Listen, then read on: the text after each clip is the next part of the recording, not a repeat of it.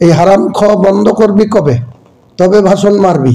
তোরা 3000 টাকার মুনাফেকরা আবার আমাকে জ্ঞান দিচ্ছে যে এই করা উচিত না, এই করা উচিত না। কল এই মুনাফেক, তুই যখন লোকের কাছ থেকে তেল নিয়ে বেড়াস, বিডিওর কাছ থেকে, ওসিদের কাছ থেকে, কোন নীতিতে তুই নিয়ে বেড়াস মুনাফেক? আরো কিছু মুর্শিদাবাদ জেলায় টুপি আর দাড়ি রেখে তৃণমূলের চাটুগিরি করে বেড়াচ্ছে, আর কিছু তৃণমূলের প্রশাসনের কাছে গিয়ে, পুলিশ প্রশাসনের কাছে বলুন আর সিভিল প্রশাসনের কাছে বলুন, গিয়ে তারা গাড়ির তেল নিচ্ছে। আর এই হারামখোররা, তোরা টুপি রেখে আর দাড়ি রেখে এই হারাম খাওয়া বন্ধ করবি কবে, তবে ভাষণ মারবি। আর তা নাহলে তোদের কি অবস্থা করব এই মুর্শিদাবাদ জেলায় তোরা বুঝতে পারবি। তোরা 3000 টাকার ওয়াকফ বোর্ড থেকে টাকা দেয়, সরকারি কোষাগার থেকে দেয় না।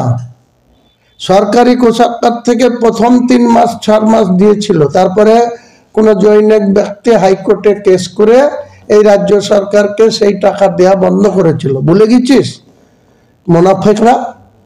মুনাফেকরা আবার আমাকে জ্ঞান দিচ্ছে যে এই করা উচিত না, এই করা উচিত না। কলেজ করুক, হসপিটাল করুক। আরে সরকার কিসের জন্য আছে? সরকার তো হসপিটাল করার জন্য আছে, সরকার তো কলেজ করার জন্য আছে, সরকার তো বিশ্ববিদ্যালয় করার জন্য আছে। এখানে একটা এত বড় জেলা, একটা মেডিকেল কলেজ আছে, তার পরিষেবা সারাদিন আপনারা যান, যে ভিজিট করুন, কটা মানুষ বিনা চিকিৎসায়, একটা রুগী দুটো বেডে, একটা বেডে দুটো করে রুগী, 3টে করে রুগী শুয়ে রাখা হচ্ছে। সুস্থতা হওয়ার আগে তো আরো অসুস্থতা তার বেড়ে যাবে। সেসব জায়গায় তোমার কথা বলার ক্ষমতা নাই। তুমি বড় বড় জ্ঞান দিচ্ছ। আব্দুর রাজ্জাক মৌলানা তার বউকে নিজে পঞ্চায়েত সমিতির সভাপতি করে রেখেছে, সে আবার রাজ্য সম্পাদক হয়েছে, জেলার ইমাম সংগঠনের সম্পাদক। সে কাল বড় বড় ভাষণ দিচ্ছে যে পরিবেশ নষ্ট হচ্ছে, আমি নাকি বাবরি মসজিদ করব বলেছি, তার জন্য দাঙ্গা লাগিয়ে যেতে পারে, কাজে এই ধরনের কাজ না করতে।